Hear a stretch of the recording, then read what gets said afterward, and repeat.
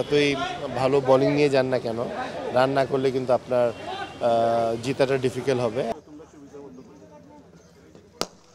চাইলেই তৃপ্তির ঢেকুর তোলা যায়, চোখ বন্ধ করে প্রগাঢ় সত্যটাও উপেক্ষা করা যায় খুব সহজেই। বিশ্বকাপ মিশন শুরুর আগে আবারও মিথ্যে আত্মবিশ্বাসে টইটুম্বুর হয়ে স্বপ্নও দেখা যায়। তবে এসবই কি এখন মন ভুলে সমর্থকদের? বোধ হয় না, কারণ বাংলাদেশের সামর্থ্যটা যে খুব করে জানা হয়ে গেছে সবার।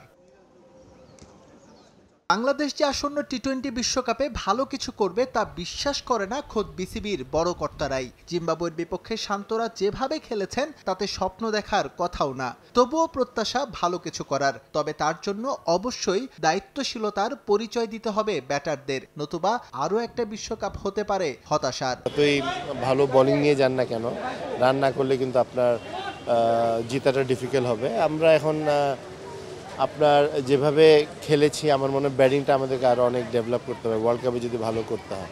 তো ব্যাটিংটা নিয়ে একটু হতাশা।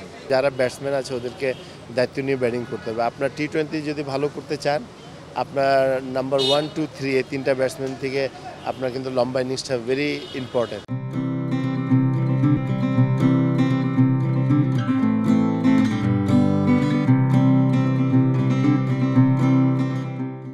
হাতে গোনা দু একজন বাদ দিলে জিম্বাবুয়ের বিপক্ষে সিরিজে হতাশ করেছে সবাই। বিশেষ করে বললে কাপ্তান নাজমুল হোসেন শান্তর নাম উঠে আসবে উপরের দিকে। ব্যাটে যেমন তার রানের দেখা ছিল না, তেমনি অধিনায়কত্ব নিয়েও আছে সমালোচনার জায়গা। তারপরও আস্থায় ঘাটতি নেই ক্রিকেট বোর্ডের। ব্যাটিংটা নিয়ে খুবই চিন্তিত।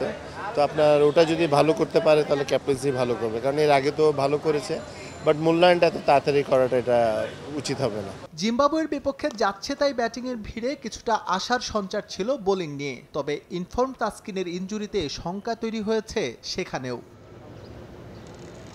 এস এম ইকবাল, সময় সংবাদ, ঢাকা।